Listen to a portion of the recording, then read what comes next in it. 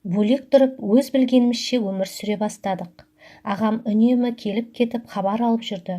Көліктің несиесін төлеп жүріп, отбасымды асырау қиынға соқты. Бірақ ағамнан ақша сұрауға қысылдым. Ағама бармай, кім көрінгеннен ақша сұрап, несиемді жауып жүрдім. Жоқшылықта өмір сүре бастадық. Күнде әр қарыз берген адамдар келіп, есігімді тоқылдатып тұрып алады. Келіншегім бұл сұмдыққа төзе алмай, жүйкесі жұқара бастады. Ана ағаңа барып ақша сұрасаң қайтеді? Сұрамаймын. Осылай үйге тығылып өмір сүреміз бе? Олардың да өз өмірлері бар емес пе? Қалай сұраймын? Ай сайын 300 мың теңге тауып отырған жоқ па? Жеңгең әр келген сайын біздің үйге қарап тамсанып, қызғанып кетеді. Ағаң сол қаттының қалауын орындағысы келіп, үлкен үй соғуға ақшасын жинап отырған болар. Аздап шетінен бере тұрсын. Бармаймын, бітті. Әйелім екеуміз күнде дауласып қаламыз. Содан әйелім қулыққа басып, баламды анам мен ағамның үйіне жіберіпті. Үйге келсем, әйелім атылғалы тұрған бомба секілді мені қарсы алды. Қара мына балаңа қараш. Балаға не болыпты? Не болып қалды тағы? Бүгін әжесінің үйіне жібердім. Содан не болыпты? Жеңген қатып қалған қара нанмен тек қана қара су беріпті. Итке жуынды бергендей. Қойшы, олай бола қоймас. Міне қарасаңшы, ішегі бір-біріне жабысып қалғалы тұр. Неге олай етті екен? Айттым ғой, бар бәле ана қатында. Аналарға анадай үй алып бердің, маған да салып бер деп, әбден ағаңды бізге қарсы айдап салған. Жеңгем ондай адам емес, олай айтпа. Екеуміз дауласып тұрғанда балам шырылдап жылап жіберді. Әйелім жұлқынып жүріп тамағын беріп ұйықтатты. Содан кейін миымды жеп қойды. Сол сәтте ағам мен жеңгемнің неге бұлай жасағанын түсіне алмадым. Сенгім келмеді. Көңілім күпті болып, бір түрлі өкпе реніш пайда бола бастады. Бірде қарызын бермей жүргенім үшін бір танысым қасына 3-4 жігітті ертіп келіп, мені ұрып-соғып қорқытып кетті. Көзім ісіп, бетім көгеріп, аузы басым қанға малып үйге барғанымда, әйелім шошынғаннан шыңғырып жіберді. Ойбай, саған не болды?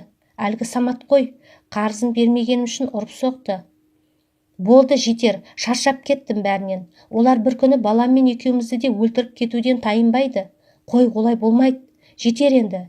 Дәл қазір ағаңа барып, ақша алып қарыздарыңды төлейсің. Не болмаса, баламды алып мен бұл үйден кетемін. Қорқынышпен өмір сүргім келмейді. Әйелім осылай шарт қойып, табан тіреп тұрып алды.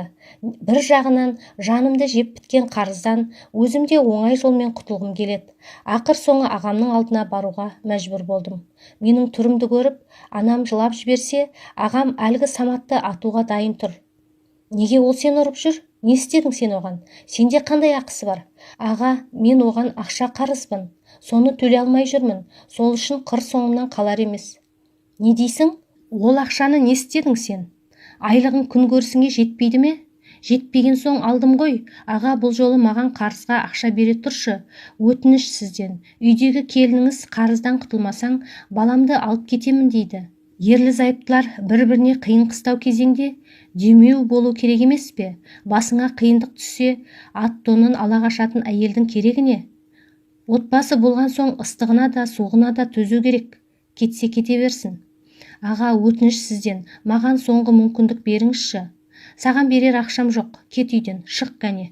Аға, кет дедім саған. Қара да тұр, осыдан кетсем бұл үйге қайта қадам баспаймын.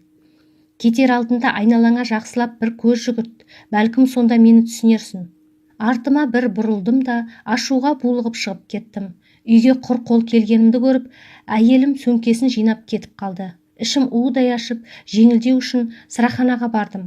Қалтамдағы соңғы тиындарыма бір бөтелке арақ алып ішіп масайып қалдым. Сол кезде жаныма ағамның қол астында істейтін бір таныс жігіт келіп отырды.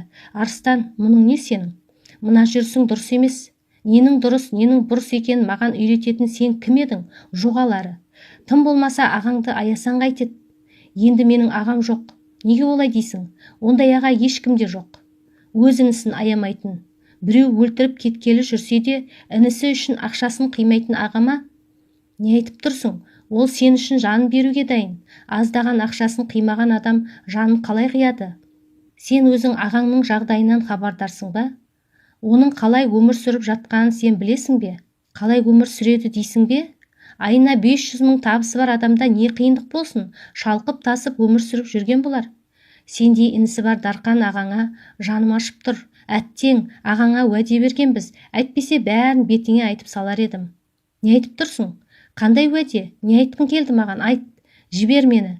Саған шындықты айтқанмен сен ешқашан өзгермейсің. Сен тек жеке басыңды ғана ойлайтын өркөкірексің. Айт деймін. Ағаң әлі күнге дейін сенің үйіңнің қарызын төлеп келеді. Саған үй алар кезде компаниядан 7 миллион ақша алған. Ай сайын 300 мың төлеуі керек. Есек құсап жұмыс істейді де бір тиында жалақы алмайды. Ішерге асы, жеуге наны жоқ болған күндері де болған. Жігіттер жиналып ортадан ақша шығарып, бірнеше рет азын-аулақ азық-түлік алып барып бердік. Не айтып тұрсың? Осының бәрі рас па? Сені алаңсыз өмір сүрсін деп, ағаң бізден бұл сырды ешкімге айтпауымызды өтініп сұрап уәдемізді алған. Бірақ өзімді өлтірсем, бала кезден бері жек көріп кеткен, бізді қарызға батырып, өз жанына қиянат еткен әкемнен не айырмашылығым болады деп ойландым. Тығырықтан қашатын емес, тығырықтан шығатын жол іздедім. Дереу ес жиып ағама бардым. Ағатайым, кешірші мені. Мұның бәрін неге маған айтпадың? Мендей бауырың болғанына кешірім сұраймын. Қайдан білдің? Кім айтты саған? Оны қайтесіз? Ол жағы маңызды емес. Маған қателігімді түзеуге мұрша беріңіз. Міне үйдің кілті, сатыңыз. Жоқ, сатпаймын, ала алмаймын. Осы күнге дейін бәріне төздім. Көбі кетіп азы қалды. Сататын болсам не үшін қиналып жүрмін? Сол сәтте жеңгеме қатты риза болдым. Міне нағыз жар. Аш болса да шыдады, үнсіз төзді. Қиындықта қашып кетпеді. Сол үйде тұра бастадым. Ағам мені құрылысқа жолатпады. Әйеліме мен де шарт қойдым. Келсең кел, келмесең өзің біл дедім. Ол көп ұзамай өз еркімен қайта келді. Бір емес 3 тіс емханасында ауысыммен жұмыс істедім. Қиналдым, ұйқы көрмедім, жұмыста аш жүрдім. Бірақ мұның бәрі ағамның көрген азабының алдында түк те емес. Ай сайын 200 мыңдай табыс таптым. Ағаммен өз отбасымды толықтай қамтамасыз етіп отырдым. Ағам болса қарызын өтеп жүрді. Осылайша ағам қарызынан 1,5 жылда құтылды. Екеулеп ақша жинап, ағам өзі құрылыс жұмыстарын жүргізіп, маған жеке өзіме тіс емханасын ашып берді. Жұмысым алға басты, табысым көбейді. Өзіміз бөлек шықтық. Міне жақында ғана ағам мен анама арнап үлкен үй тұрғызып бердім. Қоныс тойын тойлап, астына шағында көлік мінгіздім. Ағам мен үшін аянбай жұмыс істеп, денсаулығынан айырылып қалды. Ерте қартайып, әлі кетіп қалды. Ендігі кезек менде. Мен ағам мен анам үшін өмір сүрудемін. Әр күн түн сайын іштей ағамнан кешірім сұрап жүремін.